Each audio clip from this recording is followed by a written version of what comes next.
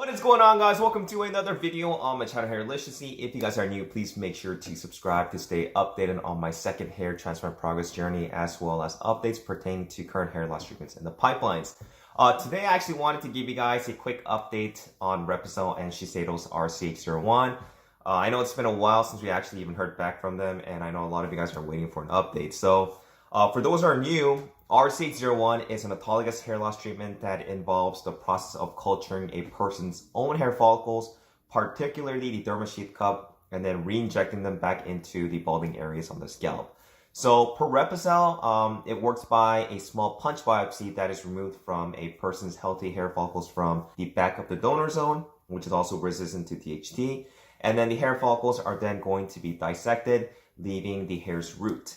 The dermal sheath cup, which surrounds the hair root, is going to be inverted to reveal something known as the dermal papilla, which is then discarded. And in a growth medium, it's going to be isolated. The dermal sheath cup is going to be isolated, and the cells are multiplied to yield millions and millions of new cells. These are then going to be drawn up into a syringe for injection into the scalp. So the injection is made on the epidermis of the scalp, and then the cells are going to be injected into the subject's own epidermal layer. The injected dermal sheath cup cells are then going to migrate to damaged and dormant hair follicles to rejuvenate and stimulate the growth of hair fibers. So the injected dermal sheath induce epidermal cells to cluster, enlarge, and also to multiply to form the hair follicles. And as these hair follicles form, there's going to be melatonin pigment that's going to appear in the root, and also oil-producing serum sites are going to develop. And then these cells grow into sebaceous glands, and as the hair follicles reaches maturity, hair fibers are then going to grow and emerge from the skin surface, which is going to hopefully result in a full head of hair for balding individuals. So in 2017, Replicel completed their phase 1 human clinical trial of RCH-01 in patients who are suffering from androgenetic alopecia, which confirmed and proved the product's safety, and it also proved good indications on the product's efficacy in terms of minimizing hair loss and increasing hair density in patients from their 5-year human clinical trial. There also wasn't any, adverse side effects that were reported in any of the patients, and that also included the absence of tumor masses from the sites of RCH-01 injection. And as of a few days ago, we actually received an update from Replicel regarding their 2019 year-end update that discusses their partnership with Shiseido. And as we know, Shiseido's clinical study in Japan is complete, and Shiseido is going to determine whether they will commercially launch the product in Japan or wait and conduct more clinical trials for testing. Replicel, on the other hand, has also halted their phase 2 clinical trials until they figure out exactly what Shiseido is going to be doing, and also until Replicel has their RCI-02 injector that's going to be commercially available to use in such a trial. So RCI-02 is a dermal injector that's delivered to deliver cells, dermal fillers, biologics, and is looking for commercialization by mid-2020 in Europe and Hong Kong. Replicel's phase 1 trials in Europe were already successful, but now it seems that Shiseido has the upper hand in deciding the fate of RCH-01. So to this date, Replicel and Shiseido's dispute has actually not been resolved, and according to Replicel, the agreement that they had with Shiseido still remains intact, and has recently demanded from Shiseido that they share their data from the recently completed study of RCH-01 in Japan.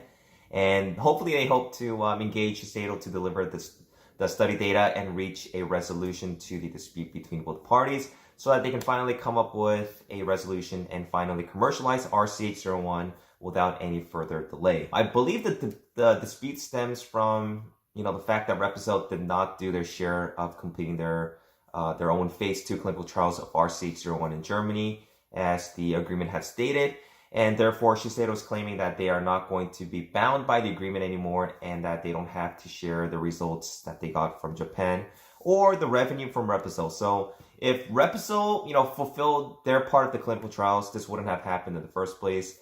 Maybe there's more to this whole issue between Replicel and Shiseido, but as far as I know, this is what the whole issue and dispute was about.